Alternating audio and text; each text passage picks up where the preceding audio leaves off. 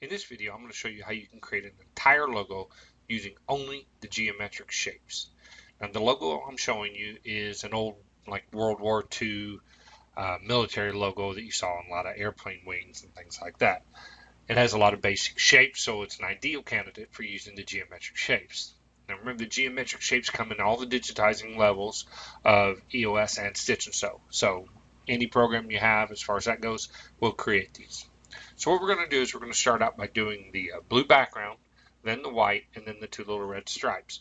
However, I may deviate from that a little bit while we're doing it, just for simplicity's sake and to show you a few more features. First of all, we're going to create is the fill area. So we're going to make a rectangle. It's set to normal fill, no holes, anything like that. So we're just going to make a rectangle right here. And I don't really care about the stitch angle or anything at this point. I'm just going to make it. I'm going to turn off the realistic, make it a little easier to show. And hide stitches. Make a circle, or an ellipse as they say.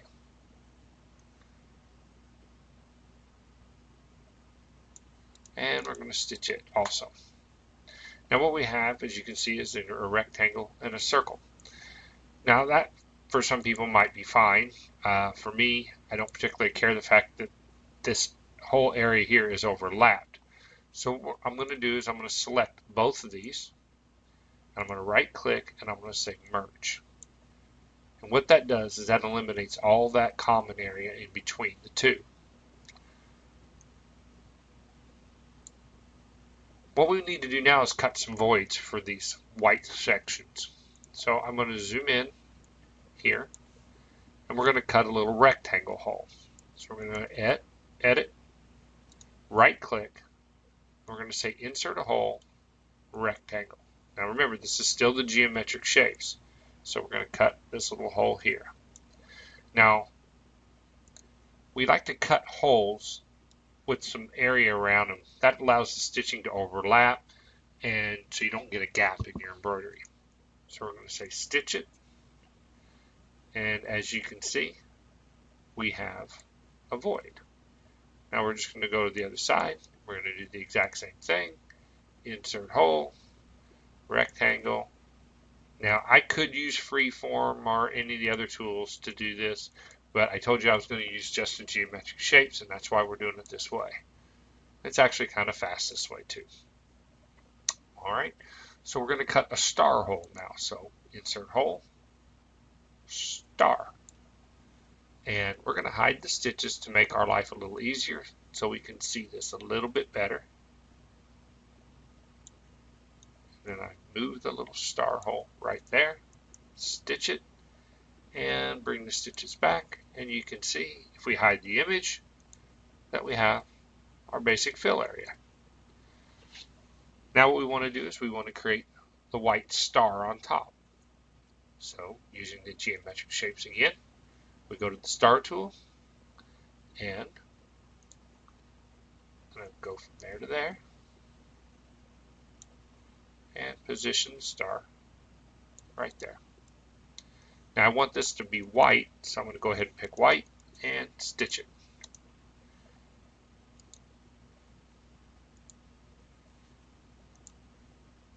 Now, I personally don't like the fill stitch on top of fill stitch look. You may, but what I'm going to do is I'm going to go to edit, and I'm going to change this to the column.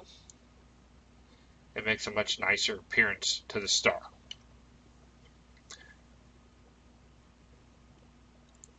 Next, we're going to do this white fill area.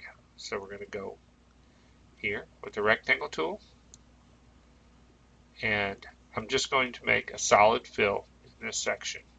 You'll notice that I don't have this curved edge. I'll show you how to make that in a sec.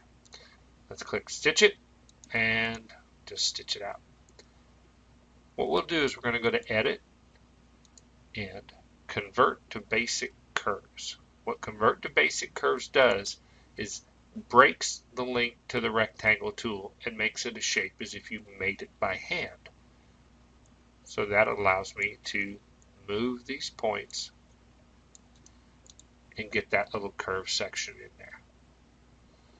And I know that the left and right sides are identical, so I'm going to make the entire left side right now. Make another rectangle here. That little curve section I could convert to basic curves, but it's so small, it's not really going to matter.